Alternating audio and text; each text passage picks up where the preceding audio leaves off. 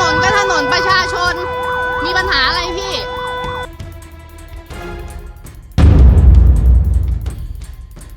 ถ้าเป็นลูกของดิฉันนะคะดิฉันถือว่านี่คือความผิดมหันต์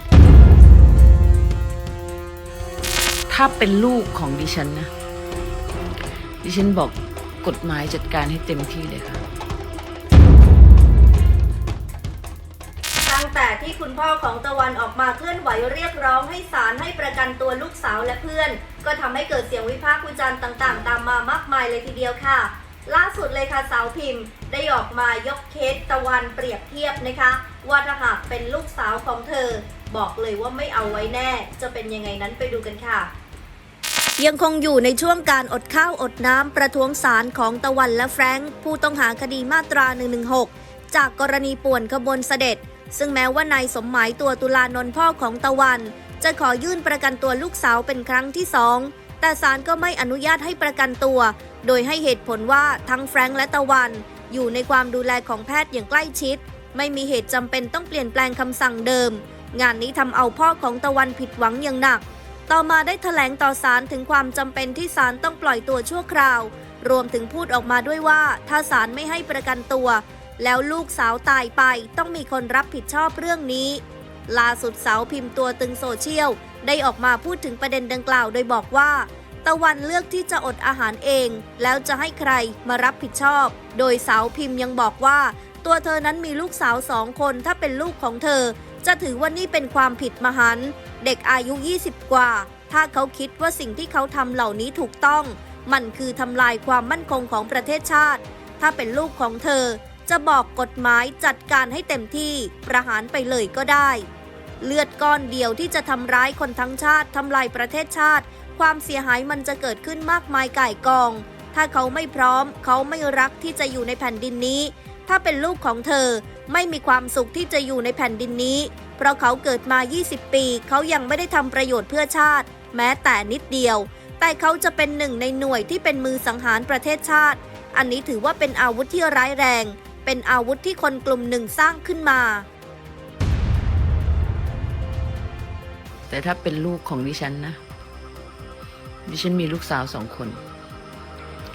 ถ้าเป็นลูกของดิฉันนะคะดิฉันถือว่านี่คือความผิดมหันต์เด็กอายุ20 กว่าแล้วถ้าเขาคิดว่าสิ่งเหล่านี้ที่เขาทำเนี่ยคือถูกต้องมันคือทำลายความมั่นคงของประเทศชาติถ้าเป็นลูกของดิฉันนะดิฉันบอกกฎหมายจัดการให้เต็มที่เลยค่ะประหารไปเลยก็ได้ค่ะนะเลือดก้อนเดียวที่จะทำร้ายคนทั้งชาติทำร้ายประเทศชาติความเสียหายมันจะเกิดขึ้นมากมายก่ายกอง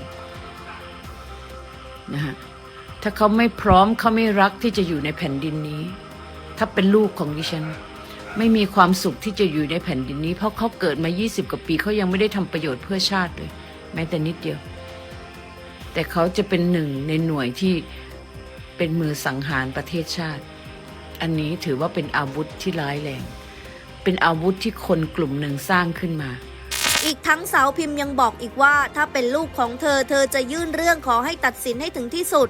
ตัดต้นต่อไปเลยถอนรากถอนโคนไปเลยเขาจะไม่มีสิทธิ์มาเหยียบย่ำสถาบันชาติแม้เขาจะเป็นลูกดิฉันก็ตามซึ่งเธอก็พูดให้ลูก2 คนของเธอฟังแบบนี้เช่นกันว่าหากลูกของเธอเป็นแบบนี้ถือว่าเป็นอาวุธสำคัญทำร้ายชาติจำเป็นอย่างยิ่งขังลืมหรือไม่ก็ประหารไปเลยต้องทำใจ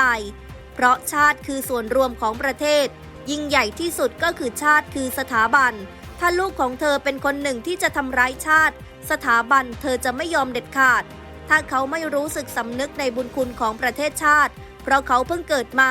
เขาไม่ได้รู้อะไรกว่าจะมาเป็นชาติแล้วเขาจะมาเป็นตัวอันตรายทำลายชาติถ้าเป็นลูกของเธอพูดแบบนี้จริงๆไม่เอาจำเป็นต้องตัดถ้าลูกของดิฉันเป็นแบบนี้ถือว่าเป็นอาวุธสำคัญทำร้ายชาติจำเป็นอย่างยิ่งขังลืมหรือไม่ก็ประหารไปเลยค่ะต้องทำใจค่ะเพราะชาติคือส่วนรวมของประเทศ นะยิ่งใหญ่ที่สุดก็คือชาติก็คือสถาบันประเทศชาติจะได้อยู่ได้ถ้าลูกของดิฉันเป็นคนหนึ่งที่จะทำร้ายชาติสถาบันดิฉันจะไม่ยอมเด็ดขาดจริงๆไม่ได้พูดเล่นดิฉันก็พูดกับลูกของดิฉันแบบนี้ด้วยนะฮะถ้าเขาไม่รู้สึกสำนึกในบุญคุณของประเทศเพราะเขาเพิ่งเกิดมาเขาไม่ได้รู้อะไร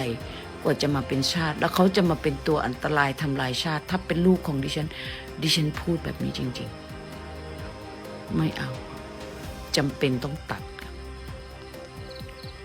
และนี่ก็เป็นอีกหนึ่งเสียงในฐานะของคนเป็นแม่ที่มีลูกสาวเหมือนกันกับคุณพ่อของตะวันนะคะ